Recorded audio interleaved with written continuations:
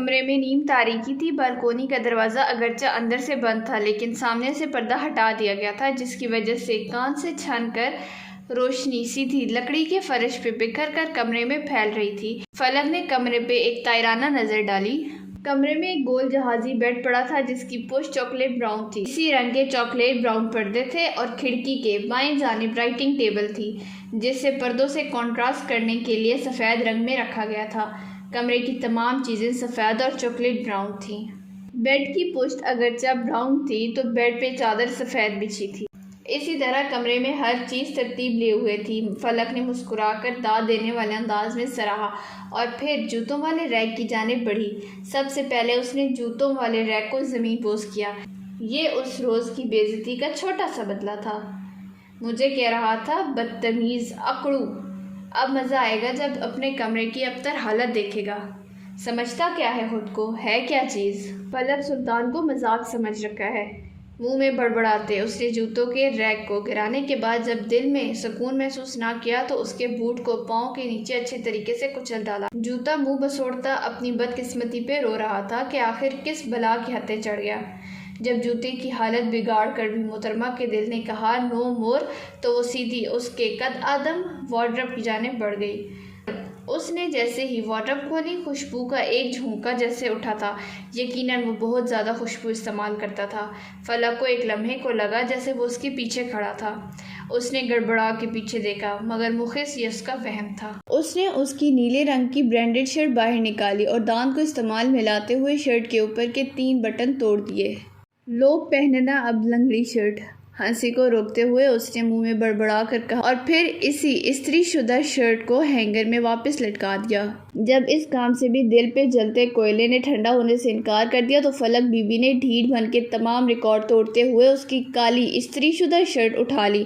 Shirt کے پہلے تو محترمہ نے اوپر والے 2 بٹن توڑ دیے اور پھر شرٹ کو اچھے طریقے سے مسل کر اس کی گیند بنا کر جوتے سے گھسیٹتے ہوئے بیڈ کے پاس دھکیل دی اور ساتھ ہی منہ سے پھوٹتی ہنسی کو بمشکل روکا۔ اب تم ہمیشہ مجھے یاد کرو گے اور سنو اپنے بچوں کو میرے بارے میں بتانا مت بھولنا۔ وہ خیال ہی خیال میں جیسے اسے مشورے دے رہی تھی۔ خود کو دل ہی دل میں داد دیتے اس نے ہاتھ جھاڑے اور کمرے کے فرش پہ پھیلے جوتوں کو دیکھا۔ پھر ایک جوتے کو مسلتے سنگل صوفے کے سامنے پڑی چھوٹی میز سے کانچ کا خوبصورت نازک سا شو پیس اٹھا لیا۔ کانچ کے بنے خوبصورت تاج محل کو دیکھ کر ایک لمحے کو اس کا دل چاہا کہ اسے نہ توڑے، لیکن پھر دماغ نے کہا توڑ دے، ہو سکتا ہے اسے پسند ہو۔ اور پھر یہ خیال آنا ہی تھا کہ محترمہ فلک سلطان صاحبہ نے ظلم کی انتہا پہ جاتے ہوئے ہاتھ کو فضا میں بلند کیا اور پھر کانچ کے تاج محل کو زمین پہ چٹخ دیا۔ کمرے سے نکل کر اس نے احتیاط سے ایک بار پھر خالی لاداری میں نظر دوڑائی اور پھر دبے پاؤں سیڑھیاں اترتی دلان میں آ گئی، جہاں بیٹھی تارا کی نظر اگرچہ سامنے چلتے سکرین کے مناظر پہ تھی لیکن ذہن کہیں دور، بہت دور تھا، کسی کے قدموں اور کسی کے دل کا بوسہ لے کر لوٹ رہا تھا۔ فلک کو آتا دیکھ کر تارا اپنی جگہ سے اٹھ کھڑی ہوئی۔ چلیں گھر؟ ہاں چلو۔ فلک بھی یہی چاہتی تھی، کیا پتا دادا کا وہ ہٹلر کسی بھی لمحے گھر آ جاتا، اور پھر اس بات میں کوئی شک نہیں تھا کہ وہ اسی سے صفائی کراتا، اس لیے فلک کا بھاگ جانا ہی بہتر تھا۔ اس نے آئندہ پیش آنے والے حالات کو دل ہی دل میں سوچا اور محفوظ ہوئی، اور پھر ملازم کو بتا کر دونوں باہر کی جانب بڑھ گئی۔ وہ ابھی داخلی دروازے کی جانب سے نکلی ہی تھی جب ان کے پیچھے ہی دادا آ گئے۔ سوری بیٹا، آج آپ لوگ بور ہو کر جا رہی ہو۔ میرے جاننے والے کا کوئی مسئلہ تھا، بس وہی سننے بیٹھ گیا تھا۔ انہیں خدا حافظ کہتے انہوں نے کہا تو فلک اور تارا نے نرمی سے انہیں معذرت کرنے سے روک دیا۔ کوئی مسئلہ نہیں دادا جان، ویسے بھی گھر ہی کی تو بات ہے، ابھی کل تو ہم واپس جا رہے ہیں، امید ہے کہ جلدی ہم امتحانات کے بعد لوٹیں گے۔ ہاں بھائی، کیوں نہیں کیوں نہیں، اب بس میچ ہوگا اور جج کے فرائض تارا بیٹی سر انجام دے گی۔ خاموش کھڑی تارا کو بھی انہوں نے بیچ میں حصہ لینے کا موقع دیا تو وہ مسکرا دی۔ بس پھر آپ اس دفعہ ہارنے کی تیاری کر لیں۔ یہ کہہ کر اس نے ہاتھ ماتھے تک لے جا کر سلوٹ کیا تو دادا ابراہیم ہنس پڑے۔ فلک بھی مسکرا دی۔ جب گیٹ کے دونوں دروازے ایک دم سے کھلے اور زین مصطفیٰ کی سیاہ کار بڑے کروپ سے سرخ اینٹوں کے پورچ پہ پھسلتی گیراج میں جا رکی۔ اس نے کار سے نکلنے سے پہلے آنکھوں سے سیاہ چشمہ ہٹایا اور وہیں ڈیش بورڈ پہ چشمہ رکھتے ہوئے دروازہ کھول کے باہر نکل آیا۔ فلک کے دل نے ایک بیٹ مس کی تھی۔ اس کے ماتھے کے بل بتا رہے تھے کہ محترم کا آج کچھ موڈ اچھا نہیں ہے۔ اچھے موڈ میں تو وہ کبھی نہیں ہوتا، دل میں سوچ کر اس نے سر جھٹکا۔ وہ تینوں زین ہی کی طرف متوجہ تھے۔ جب وہ ناپے تولے قدموں سے چلتا ہوا ان دونوں کے قریب سے گزرتا ہوا دادا جان کے پاس جا رکا، اس نے ان دونوں سے سلام لینا بھی گوارا نہیں کیا، لیکن خیر وہاں ضرورت بھی کسے تھی۔ آپ نے کھانا کھا لیا؟ ان دونوں کو مکمل طور پہ نظر انداز کرتے اس نے پوچھا تو دادا نے سر نفی میں ہلایا۔ ویسے ہمارے ہاں مہمانوں کو کھانا کھلائے بغیر رخصت نہیں کرتے، لیکن چونکہ آپ روزانہ آتی ہیں تو میں سمجھتا ہوں کہ آپ اس کی ضرورت محسوس نہیں کریں گی۔ اس کا اشارہ کھانے کی دعوت پر تھا۔ دادا نے ایک نظر گھور کر اپنے پوتے کو دیکھا۔ فلک کے چہرے پہ مسکراہٹ گہری تھی، جبکہ تارا کے دونوں گال ایک دم سے شرمندگی سے سرخ ہوئے۔ آج ہم اچھے موڈ میں ہیں، اسی لیے آج ہم بحث نہیں کریں گے۔ کمال شاہانہ انداز سے جلا دینے والی مسکراہٹ اس کی طرف اچھالتے ہوئے اس نے دادا کو خدا حافظ کہا اور دونوں اپنی کار کی جانب آ گئیں۔ زین نے گھور کر فلک کی پشت کو دیکھا اور پھر واپس پلٹا۔ بھاڑ میں جائے میری طرف سے۔ دادا تب تک وہیں کھڑے رہے جب تک ان کی کار نظر آنا بند ہو گئی۔ وہ ایک دفتر کا پچھلا حصہ تھا جہاں نیم اندھیرے میں منظر آہستہ آہستہ واضح ہو رہا تھا۔ کمرے میں کوئی روشنی نہیں تھی، بس کھڑکیاں تھیں جو کھلی ہوئی تھیں۔ کمرے میں ہر چہرہ ایک دوسرے کو مخص اس لیے دیکھ سکتا تھا کھلی کھڑکیوں سے سورج کی کرنیں سیدھی کمرے کے اندر داخل ہو رہی تھیں۔ کمرے کا منظر واضح ہوا تو معلوم ہوا کہ وہ ایک بڑی میز تھی جس کے اطراف میں کرسیاں رکھی ہوئی تھیں۔ 6 کرسیاں تھیں اور ان 6 کرسیوں میں سوٹ بوٹ حضرات بیٹھے ہوئے تھے۔ ان میں سے 2 پارٹیوں کے چیئرمین تھے، جبکہ 3 بزنس مین مسٹر شیروز اور سیاہ افندی بھی اسی کانفرنس میں شامل تھے اور اس وقت ایک دوسرے کے آمنے سامنے بیٹھے تھے۔ ان 5 افراد کے سیکرٹری ہاتھ باندھے اپنے اپنے باس کے پیچھے کھڑے تھے، جن میں سے صرف ایک لڑکی تھی۔ مجھے اندازہ ہوتا ہے کہ ASP وہ فائل جلدی ہی نیب کے حوالے کر دے گا۔ یہ آواز ضیاء افندی کی تھی۔ کرنے دو۔ یہ آواز مشہور سیاستدان نواب زادہ حق نواز کی تھی، جو آج کل الیکشن کی تیاری بڑے زور و شور سے کر رہا تھا۔ جانے دیں نواب زادہ صاحب، آپ جانتے بھی ہیں کہ آپ کیا بات کر رہے ہیں۔ ایک بار یہ بات میڈیا تک چلی گئی تو الیکشن بہت مشکل ہو جائیں گے۔ یہ اقبال بابر تھے اور یہ حضرت بھی الیکشن میں حصہ لے رہے تھے اور آج کل میڈیا میں بہت ان تھے۔ میڈیا والے تو بس وفادار کتے کی طرح ہوتے ہیں، جو ان کے سامنے ہڈی ڈالے گا اس کے وفادار۔ یہ جمشید کاظمی صاحب تھے۔ جمشید کاظمی صاحب خود بھی 1-2 چینلز کے مالک تھے۔ کاسمیٹکس اور کپڑے بھی انہی کے ہاں سے باہر ملک بھیجے جاتے تھے۔ کہتے ہیں کہ ملک کی معیشت کو چلانے والے ایک کاظمی صاحب بھی تھے، لیکن ان کے کرپشن اور بلیک منی کے کتنے کیسز تھے، یہ بات ہمیشہ میڈیا میں آنے سے روک دی جاتی تھی اور باقی سیاستدان اور بزنس مین بھی انہی کو پیسہ دے کر ایسے کام اپنے لیے کرواتے رہتے تھے۔ کل ملا کے یہ 5 وہ لوگ تھے جو ملک کی معیشت کو بظاہر سہارا دیے ہوئے تھے، لیکن اصل میں یہی لوگ تھے جنہوں نے باقی ممالک میں بھی گند مچا رکھا تھا۔ کاظمی صاحب آپ کہتے ہیں تو مان لیتے ہیں، ویسے ہمارا اس حوالے سے کوئی خاص تجربہ نہیں ہے۔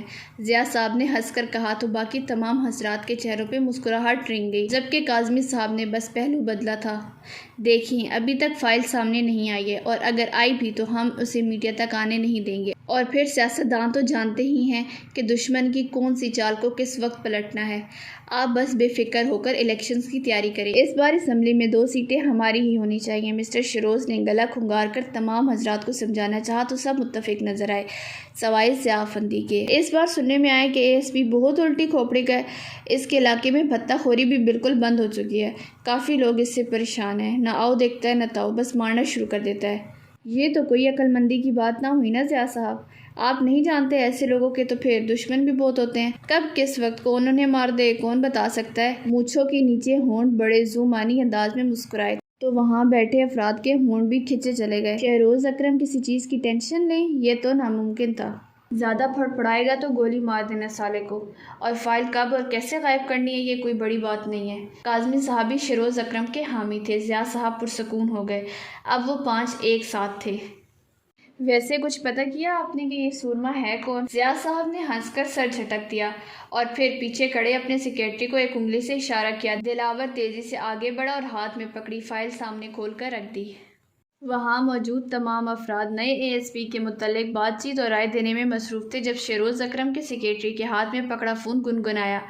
اس نے ہاتھ میں پکڑے فون کو سامنے کیا اور سامنے ہی شیروز اکرم کی محبوبہ کا نام جگمگا رہا تھا۔ سیکرٹری کے ماتھے پہ ایک بل نمودار ہوئے جسے پہلو میں کھڑے کاظمی کے سیکرٹری نے فوراً نوٹس کیا۔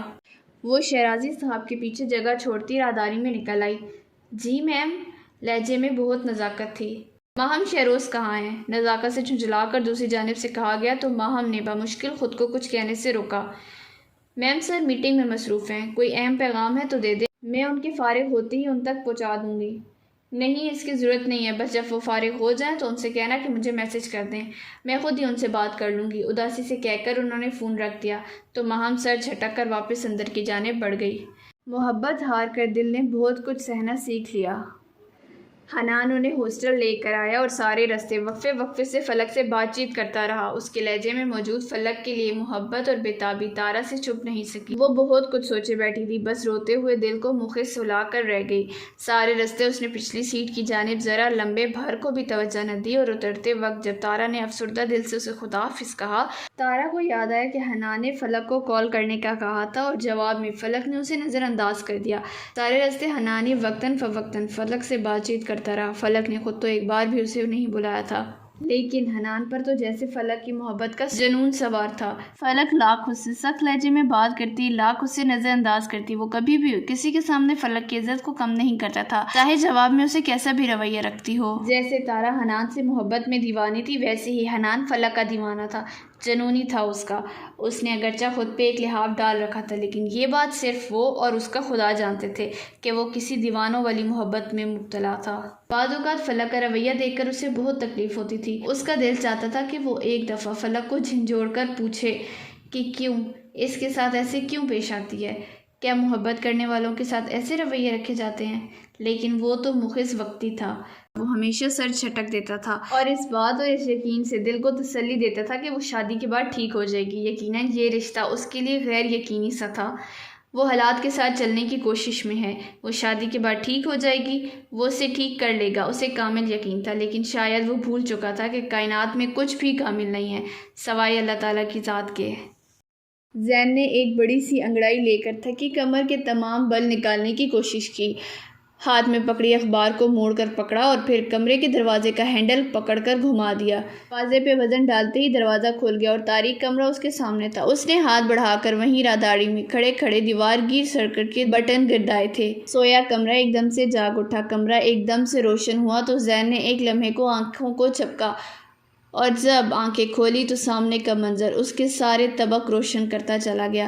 بکھرے ہوئے جوتے، ٹوٹا ہوا شو پیس اس کی صاف ستھری طبیعت پہ خاصا گراں گزرا تھا۔ تبھی اس نے کمرے سے نکلتے ایک نظر بالکونی کے اندر منتقل دروازے کو دیکھا اور تن فن کرتا باہر نکل آیا۔ ہاتھ میں گول مول کیا اخبار اب مکمل طور پہ اپنی شکل کھو چکا تھا، بلکہ اب وہ پڑھنے والی شے کی بجائے ردی کا ایک ٹکڑا معلوم ہوتا تھا۔ اس نے تیزی سے دلان کا خطہ پار کیا اور باغیچے سے نکل کر ملازم کے کوارٹر کی جانب بڑھ گیا۔ اس کے ماتھے کی ابری ہوئی رگ اس بات کا ثبوت تھی کہ وہ اس وقت صبر کے کڑے مراحل سے گزر رہا ہے۔ اس نے مچڑی ہوئی اسی زمانے میں رہنے والی اخبار کو بائیں ہاتھ سے دائیں ہاتھ کی طرف منتقل کیا اور پھر کوارٹر کے دروازے کو ہاتھ سے تقریباً پیٹ ڈالا۔ دروازہ اتنی زور سے دھڑدھڑایا تھا کہ سویا ہوا ملازم دہلا اٹھا تھا۔ تبھی ملازم جس ہولیے میں تھا بکتا جھکتا باہر آیا اور پھر سامنے مالک کو کھڑا دیکھ کر شرمندہ سا نظر آیا۔ سرکار، آپ؟ کچی نیند سے کھلی آنکھ میں سرخی کے ڈورے تھے۔ زین کو اپنی غلطی کا احساس ہوا تو وہ کچھ ڈھیلا پڑ گیا۔ میرے ساتھ آؤ۔ اس سے پہلے کہ ملازم کوئی سوال کرتا اس نے حکم دیا اور پھر تیز قدم اٹھاتا گھر کے داخلی دروازے کی جانب بڑھ گیا۔ بڑھاپے کو جاتا ملازم بھی پھرتی سے پیچھے لپکا، البتہ اندر سے اسے وہم ہو رہے تھے۔ زین نے تیزی سے زینے پار کیا اور کمرے کے سامنے رک کر ملازم کی جانب دیکھا، جو زین سے قدم ملانے کے چکر میں ہانپتا آیا تھا۔ اس نے ایک نظر زین کے تنے ہوئے چہرے کو دیکھا اور پھر ڈرتے ڈرتے کمرے کے اندر نظر گھمائی۔ کمرے میں پھیلے جوتے اور کانچ کے بکھرے ٹکڑے دیکھ کر اسے ساری کہانی سمجھ میں آ گئی۔ اس نے کنکھیوں سے زین کو ہونٹ بھینچ سے دیکھا اور پھر ہاتھ باندھ لیے۔ جناب، مجھے اس کے بارے میں کچھ معلوم نہیں ہے۔ بے بسی سے اس نے یوں کہا جیسے اس سب کارستانی کے پیچھے ہو نہ ہو اسی کا ہاتھ ہے۔ میں نے کب کہا کہ یہ تم نے کیا ہے؟ مجھے بس یہ بتاؤ کہ میرے کمرے میں کون آیا تھا؟ دانت پیس کر اس نے ملازم سے پوچھا تو ملازم نے گہرا سانس لیا، شکر کہ کہیں بن بلائی بلا گلے نہ پڑ گئی۔ ویسے بھی زین جتنا صفائی کے معاملے میں سخت تھا وہ کچھ بھی کر سکتا تھا۔ معذرت خواہ ہوں جناب، میری ناقص عقل کو معلوم نہیں ہے۔ تو بابا، آپ مجھے یہ بتانا پسند کریں گے کہ آپ سارا دن گھر میں کیا کرتے رہتے ہیں؟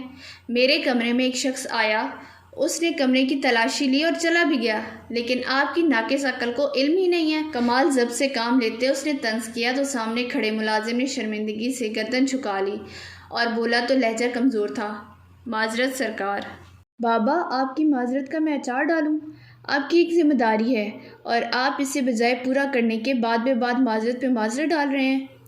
سرکار، میں آج سارا دن باغیچے سے باہر رہا، بڑے صاحب کے حکم پہ باہر صفائی کر رہا تھا۔ کمروں کی صفائی اس بنگالن نے کی تھی، آپ اس سے پوچھ لیں، ہو سکتا ہے اس کے کسی بچے نے کیا ہو۔ بولتے ہوئے ملازم کے لہجے میں محسوس کی جانے والی سختی اور ناپسندیدگی تھی۔ زین نے گہرا سانس لیا۔ یہ سیاست وہ بخوبی جانتا تھا۔ یہ بابا اصل میں اپنی بیوی کو اس بنگالن کی جگہ رکھوانا چاہتا تھا، تب بھی وقفے سے بعد اس بیچاری کو بیچ میں گھسیٹتا کہ مالک کسی طریقے سے تنگ آ کر اسے نکال دیں۔ آپ یہ کیسے کہہ سکتے ہیں؟ کیونکہ سرکار، اس کا چھوٹا بیٹا بہت شرارتی ہے۔ آج صبح جب میں باغیچے کی صفائی کر رہا تھا، اس کے بیٹے نے گیند مار کر ایک گملہ گرا دیا۔ گملہ گرتے ہی ٹوٹ گیا اور گملے میں لگے پھول جو پہلی بار کھلے تھے وہ بھی ٹوٹ گئے۔ جناب، اگر یقین نہیں ہے آپ کو تو ان کو خود بلا لیں، میں بلا لاتا ہوں۔ زین کے بیزاری سے کہنے پہ اس نے تیزی سے کہا تو زین نے ہاتھ جھلا کر اسے منع کر دیا۔ وہ یہ صبح بھی پوچھ سکتا تھا۔ کمرے میں کوئی خاص قیمتی چیز نہیں تھی جس کے چوری کے خوف سے وہ خواہ مخواہ رات کے اس پہر ملازمہ کو تنگ کرتا۔ جائیں، اب یہ صبح سارا گند صاف کیجیے گا اور خیال رکھیے گا کہ بچے کے ہاتھ نہ لگے۔ جھک کر بوٹ اتارتے اس نے اگلا حکم صادر کیا تو ملازم نے منہ بنایا تھا۔ جی بہتر، یہ کہہ کر وہ مڑنے والا تھا جب زین کی پکار پہ مڑا۔ آج گھر پہ کون کون آیا تھا؟ کسی خیال کے تحت اس نے پوچھا۔ کوئی خاص مہمان تو نہیں آئے تھے جناب، 2 حویلی والی بیبیاں آئی تھیں اور 1-2 لوگ بڑے صاحب سے ملنے آئے تھے، جن میں سے انہوں نے ایک سے ملاقات کی تھی۔ کیوں؟ دوسرے سے کیوں نہیں کی؟ معلوم نہیں سرکار، بس صاحب نے کہا تھا کہ جا کر ان سے کہہ دو کہ صاحب دوا لے کر سو رہے ہیں۔ اس نے کمال بردباری کا مظاہرہ کرتے ہوئے کہا تو زین نے سر اس بات میں ہلا دیا۔ وہ اس وقت کچھ سوچ رہا تھا اور کمرے کی حالت اور اس کے پیچھے کی تبعیض کاری سے اس کا دماغ چٹ ہو چکا تھا۔ اچھا، نام کیا بتایا تھا تمہیں اس ملنے والے نے؟ جناب، نام مجھے نہیں معلوم۔ بابا، آپ سے 10 باتیں پوچھو تو 9 باتوں کا علم آپ کی ناقص عقل کو نہیں ہوتا۔ آپ سارا دن گھر میں کیا کرتے رہتے ہیں؟ اسے اب پھر سے غصہ آیا تھا۔ ملازم گڑبڑا گیا۔ جناب، نوکر مالک کی باتیں کان لگا کر سننے، یہ کوئی اچھی بات تو نہیں ہے۔ کل سے تم یہ بھی کرو گے۔ اب جاؤ، مجھے آرام کرنے دو۔ یہ کہہ کر اس نے ساری کہانی کو لپیٹا اور کپڑے تبدیل کیے بغیر ہی بیڈ پہ دراز ہو گیا۔ ملازم نے جانے سے قبل کمرے کی بتی گل کر دی اور چھوٹا لیمپ جلاتا دروازہ بند کرتا واپس مڑ گیا۔ میرے ہم سفر، میرے 4 اگر نہیں اور کچھ بھی تیرے سوا، میری دوستی، میری زندگی، میری خاموشی، میری بے بسی، میرا علم بھی، میرا نام بھی، کہ میری صبح، میری شام بھی، جو مل سکیں میرے دام بھی، وہ سبھی تجھے عطا کرے۔ میرے 4 اگر تو یقین تو کر، مجھے مانگنا تو نہیں آ سکا، میں نے مانگی پھر بھی یہی دعا کہ گواہی دے گا میرا خدا۔ میں نے جب بھی مانگی کوئی دعا، نہیں مانگا کچھ بھی تیرے سوا۔ لینے آ رہا ہوں، تیار رہنا۔ موبائل کے بیپ پہ اس نے ہاتھ میں پکڑی کتاب کو سائڈ ٹیبل پر الٹا کر کے رکھا اور لیٹے لیٹے پاس پڑے فون کو اٹھا کر اسکرین پہ چمکتے خوبصورت الفاظ پڑھنے لگی۔ عبداللہ ہمیشہ اسے منانے کے لیے ایسے الفاظ ڈھونڈتا کہ وہ بس سمجھتی رہ جاتی، جیسے وہ ابھی اتنی گہری غزل پڑھ کے چکرا کر رہ گئی تھی۔ اس نے بچپن سے لڑک پن تک 20 سال باہر گزارے تھے اور اب جب وہ واپس لوٹی تھی تو اس کی بنیادیں اتنی کمزور تھی کہ کوئی بھی شخص پہلی نظر میں اسے دیکھ کر اور اس کے رکھ رکھاؤ پہ اسے پاکستانی نہیں کہہ سکتا تھا۔ زبان کا علم تو دور کی بات تھی، وہ جدید دور کے حالات کی ستائی ڈپریشن کے مرض میں ایک مبتلا لڑکی تھی جسے ہر لمحے اپنے وجود کو کھو جانے کا احساس ڈنگ مارتا تھا، جو اگرچہ باہر کی پلی بڑی تھی لیکن پناہ وہ بھی مرد کے پیچھے ہی تلاش کرتی آئی تھی، اور وہ مرد تھا عبداللہ۔ عبداللہ سے اس کا نکاح کیسے ہوا، یہ ایک الگ داستان ہے جو وقت آنے پہ ضرور سامنے آئے گی۔ اس نے مسکرا کر الفاظ پڑھے اور موبائل سینے پہ رکھ کر چھت کو دیکھ کر ہونٹوں پہ مچلتی مسکراہٹ کو روکتی الفاظ سوچنے لگی۔ میں نہیں آ رہی، میں ناراض ہوں، مسکرا کر آخر اس نے لکھا اور پھر میسج بھیج کر دیوار پہ لگے گھڑیال کو دیکھا جو رات کے 10 بجے کا پیغام دے رہا تھا۔ اسی لیے تو بلا رہا ہوں کہ منا سکوں، اب اگر ملو گی نہیں تو مناؤں گا کیسے؟ جواب چند سیکنڈ بعد حاضر تھا۔ ایک وقت تھا جب عاشق اپنے محبوب کو خط بھیجتا تھا تو وہ خط 100 مراحل سے گزر کر اپنے منزل پہ بمشکل پہنچ جاتا تھا، اور ایک آج کا دور ہے کہ ادھر موبائل پہ پیغام لکھو اور ادھر بھیج دو۔ خط اور پیغام تیزی سے سفر کرنے لگے ہیں۔ یقیناً سائنس نے بہت ترقی کر لی ہے، لوگوں کو ایک دوسرے کے قریب کر دیا ہے۔ میں مانوں گی تب نہ، شریر سا جواب تھا۔ تم آؤ تو صحیح، منانے نہ منانے کا فیصلہ بھی ہو جائے گا۔ وہ بھی عبداللہ تھا، مجال ہے جو پروں پہ پانی پڑنے دیتا۔ عبداللہ؟ جی مسز عبداللہ، تم کبھی سنجیدہ بھی ہو جایا کرو۔ سنجیدہ ہی ہوں، اور اب کیا نماز کی نیت باندھ لوں؟ پھر سے مذاق۔ نمرا نے پھوٹتے قہقہے کو بمشکل روکا اور جواب لکھنے لگی۔ مجھے تم سے بات نہیں کرنی، اور اب میسج مت کرنا۔ آخر میں دانت پیستا ایموجی بھیجا تھا۔ عبداللہ نے بے اختیار کہکا لگایا۔ وہ اس وقت فلیٹ میں اکیلا تھا۔ لیکن بات تو ہم ابھی بھی نہیں کر رہے ڈارلنگ، ہم تو ٹائپ کر رہے ہیں۔ وہ اس سے بحث کے موڈ میں تھا۔ تم سے بحث کرنا ہی فضول ہے۔ وہ بھی اس گفتگو سے لطف اندوز ہو رہی تھی۔ جب جانتی ہو تو اپنے چھوٹے سے ذہن کو کیوں تھکاتی ہو؟ مان کیوں نہیں جاتی؟ کہا نہ نہیں آؤں گی تو مطلب نہیں آؤں گی۔ جواب دو ٹوک تھا۔ عبداللہ مسکرا دیا۔ اچھا سنو، میں تمہارے گھر آ جاؤں؟ وہ پوچھ رہا تھا۔ نمرا کی پہلے تو آنکھیں پھیلیں اور پھر ایک دم سکڑ گئیں۔ لیکن ذہن میں رکھنا، میرے باپ کو شکار کا بہت شوق ہے۔ ایسا نہ ہو کہ دن چڑھنے سے پہلے ہی میرا باپ ایک ریچھ کا شکار کر لے۔ پیغام دو بدو دے کر وہ بھی جواب کی منتظر تھی۔ عبداللہ کے لیے اپنی ہنسی روکنا بہت مشکل تھا۔ وہ ہنستا ہی چلا گیا۔ میں نے کیا کبھی تمہیں بتایا تھا میرے دادا نے تمہارے باپ کو شکار کھیلنا سکھایا تھا؟ او شاید بتانا بھول گیا تھا۔ ہنسی روکتے اس نے کہا تو نمرا بھی ہنستی چلی گئی۔ اس بندے کے پاس ہمیشہ جواب تیار رہتا تھا۔ وہ ہنس کر سر جھٹک گئی۔ خیر میرے گھر آنے کا سوچنا بھی مت، اور نہ ہی اب میسج کرنا کیونکہ میں سونے جا رہی ہوں۔ اللہ حافظ۔ بات مکمل کر کے اس نے اختتامیہ الفاظ لکھے اور بھیج کر موبائل آف کر دیا، اور اب وہ اسے جواب دینے والی نہیں تھی، کیونکہ شاید صبح وہ یوں ہی نہ جا پاتی۔ اسے صبح اپنی ماں سے ملنے جانا تھا، اور وہ یہ بات عبداللہ کو بتانا نہیں چاہتی تھی۔ عبداللہ نے افسوس سے سامنے پڑے موبائل کی اسکرین کو دیکھا اور موبائل آف کر کے رکھ دیا۔ سونے سے پہلے دونوں کے چہروں پہ یکساں اطمینان بھری مسکراہٹ رقص کر رہی تھی۔ یہ منظر اسلام آباد کے مصروف اور پر رونق پارک کا تھا، جہاں سنہری دھوپ ہر طرف پھیل چکی تھی اور مارگیلا کے پہاڑوں سے اٹھتی ٹھنڈک کا بہترین حل تھی۔ نمرا نے اپنی کار سے نکل کر پارک کے ایک مخصص گوشے کو دیکھا اور سر کو سکارف سے چھپاتی اس گوشے کی جانب بڑھنے لگی۔ وہ اس وقت نیلے رنگ کی شرٹ میں ملبوس تھی، جس پہ ایک لکیر تک کا نشان نہ تھا۔ اس نے ڈائی شدہ بالوں کی اونچی پونی بنا رکھی تھی اور سر کو سرخ سکارف سے ڈھانپ رکھا تھا۔ اس کے چہرے پہ نرمی کا تاثر تھا جو اس کی آنکھوں میں لگے چشمے نے کافی حد تک چھپا دیا تھا۔ جنوب میں ایک بڑا سا درخت وسیع رقبے پہ پھیلا ہوا تھا۔ نمرا اس درخت کے نیچے سنگل بینچ پہ جا بیٹھی اور آنکھوں سے چشمہ ہٹا دیا۔ اس کی نظر ابھی اطراف کا جائزہ ہی لے رہی تھی جب اس نے کسی کو اپنے پہلو میں بیٹھتے دیکھا۔ نمرا کے دل کی دھڑکن مس ہوئی۔ اس نے کنکھیوں سے انہیں دیکھا اور ہلکے سے مسکرائی۔ آج آپ لیٹ ہیں؟ ہاں 62 سیکنڈ۔ پچھلی بار جب میں لیٹ ہوئی تھی تو آپ نے کہا تھا انسان کو وقت کا پابند ہونا چاہیے۔ آج کیا کہیں گی؟ مسکراہٹ روکتے اس نے کہا تو جہاں آرا کے چہرے پہ بھی مسکراہٹ مچل گئی، جس سے انہوں نے لمحے سے پہلے ہی چھپا لیا۔ ماں کو تو 7 خون بھی معاف ہوتے ہیں، لیکن آپ خون معاف مت کیجیے گا۔ ان کے جانب گھومتے اس نے ان کا ہاتھ پکڑتے کہا تو وہ دھیمے سے مسکرائی اور جھک کر نزاکت سے اس کے گال کا بوسہ لیا۔ وہ آج سیاہ پینٹ پہ خاکی شرٹ پہنے ہوئی تھی۔ بالوں کو انہوں نے بیٹی کی طرح ہی پونی میں باندھ رکھا تھا، البتہ ماتھے پہ کٹے بال نمرا سے مختلف انہیں جچ رہے تھے۔ وہ وہاں بیٹھی نمرا کی ماں کم اور اس کی بڑی بہن زیادہ لگ رہی تھی۔ میری چاکلیٹ؟ بچوں کی طرح اس نے ہاتھ کھول کر ان کے سامنے ہتھیلی کی تو وہ بیگ سے چاکلیٹ نکالنے لگی۔ انہوں نے بیگ سے 2 چاکلیٹس برآمد کر کے ایک خود رکھی اور دوسری اپنی بیٹی کی جانب بڑھا دی، جسے پکڑ کر وہ انہی کی دیکھا دیکھی کھانے لگی۔ یہ ان 2 لوگوں کی زندگی کا ایسا دن تھا جس کا انتظار وہ ہر ماں کی اسی تاریخ کو کیا کرتی تھیں۔ وہ دونوں ماں بیٹی تھیں، مگر ان دونوں کو دیکھ کر یوں لگتا تھا جیسے وہ دونوں کوئی مسافر ہوں جو اتفاق سے ایک ساتھ آ بیٹھی ہوں۔ ممی، آپ کو اپنا وعدہ یاد ہے؟ چاکلیٹ کھاتے اس نے انہیں ماہ قبل کیا گیا ان کا وعدہ یاد دلایا تو جہاں آرا کے چہرے پہ ایک دم سے تناؤ ابھرے۔ مجھے تو یاد ہے، لیکن میرے خیال میں آپ میری پچھلی ساری باتیں بھول گئی ہیں۔ نہیں، لیکن آپ نے مجھے کہا تھا کہ آپ مجھے جلد پیرس لے جائیں گی، میں اور آپ وہاں 1 مہینہ رہیں گے اور ہم دونوں اپنے فونز گھر چھوڑ کر جائیں گے۔ لیکن اب آپ نمرا اب یونیورسٹی کی طالب علم ہیں، لیکن مجھے اب یوں لگتا ہے جیسے آپ کوئی 5 سالہ بچی ہیں۔ جسے بار بار ایک ہی بات کو یاد دلانا پڑتا ہے۔ وہ اس کی ہر بار کی ایک ہی ضد سے تنگ آ چکی تھی۔ ٹھیک ہے، تو پھر آپ یہ کیوں نہیں کہہ دیتی کہ آپ مجھے کہیں نہیں لے کر جائیں گی؟ آپ بھی ڈیڈ کی طرح مجھے چھپائے رکھنا چاہتی ہیں۔ آپ بھی چاہتی ہیں کہ میں قید ہو جاؤں۔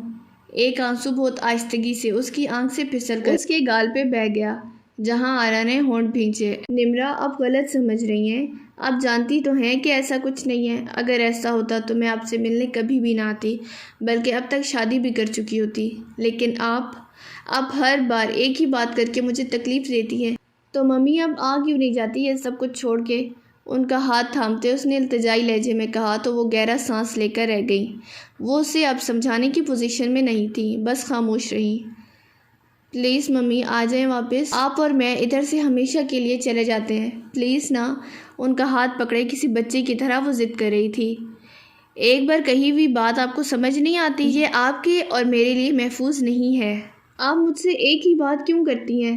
سمجھ کیوں نہیں آتی آپ کو کہ آپ کی ماں اس وقت صرف آپ کو بچا رہی ہے؟ سب کے کڑے مراحل سے گزرتے انہوں نے سخت لہجے میں کہا تو نمرا نے ایک دم سے ان کا ہاتھ چھوڑ دیا اور چہرہ موڑ لیا۔ اب وہ رو رہی تھی۔ مجھے پتہ ہے آپ بھی ڈیڈی جیسی ہیں، مجبوریاں تو صرف میری ہیں کہ میں آپ دونوں کی بیٹی ہوں۔ آپ دونوں نہ ہی مجھے چھوڑ کر جا سکتے ہیں اور نہ ہی رکھ سکتے ہیں، اس لیے مجھے بس کہیں بیچ میں لٹکا کر آہستہ آہستہ مار رہے ہیں تاکہ آپ دونوں کی جان چھوٹ جائے۔